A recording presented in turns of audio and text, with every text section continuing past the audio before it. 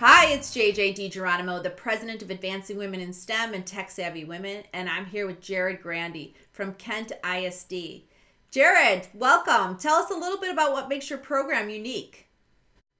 Schools, corporations, the community at large really found a real need for STEM, and a few years ago we started moving down that road and making some preliminary plans. We've always offered programming for students in STEM fields, but one of the major steps for us was find a way to scale our services over an entire county.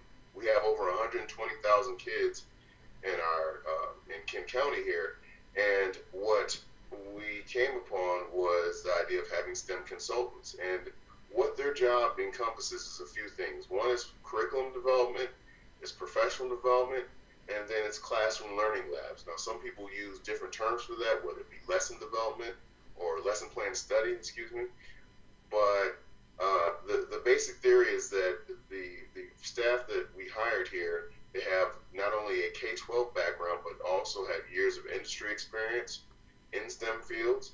And what they do, they go out to the local business community, listen to their needs, and actually literally record some of their business problems, okay?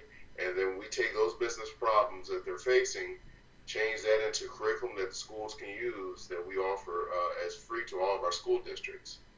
And then we offer it as a free service. We also allow plenty of feedback from the teachers and from the students, because we also try it out with the kids.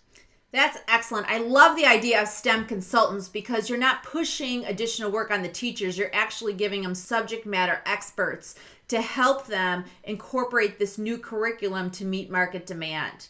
So what does this award from the International Association for STEM Leaders, the STEM District Leader Award, mean to you and your program?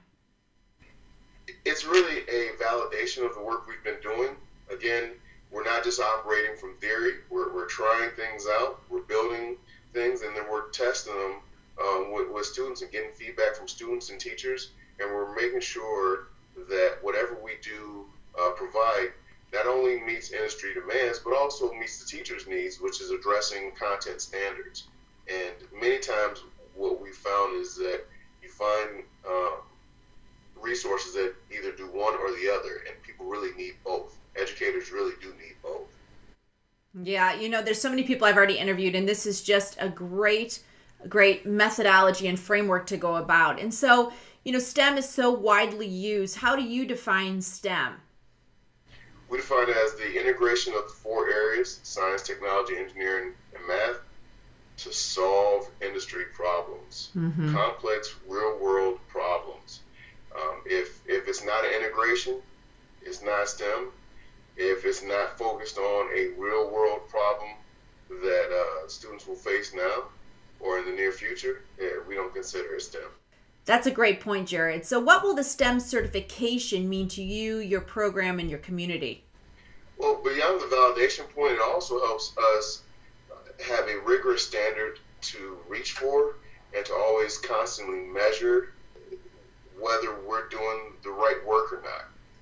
Many times it's much easier to slap a label on the work that you're doing and say this is STEM or this is, fill in the blank, the initiative. But when you have real standards that are international in nature, have been developed collaboratively with numerous stakeholders, it brings a lot more validity to not only the standards, but more importantly to the organizations who are applying and searching for that certification. That's a great point. And so what advice would you have for other STEM leaders that may be embarking on a similar concept or approach to STEM in their community and region? I think the few things you can do is, step one, define STEM. You have to be speaking a common language.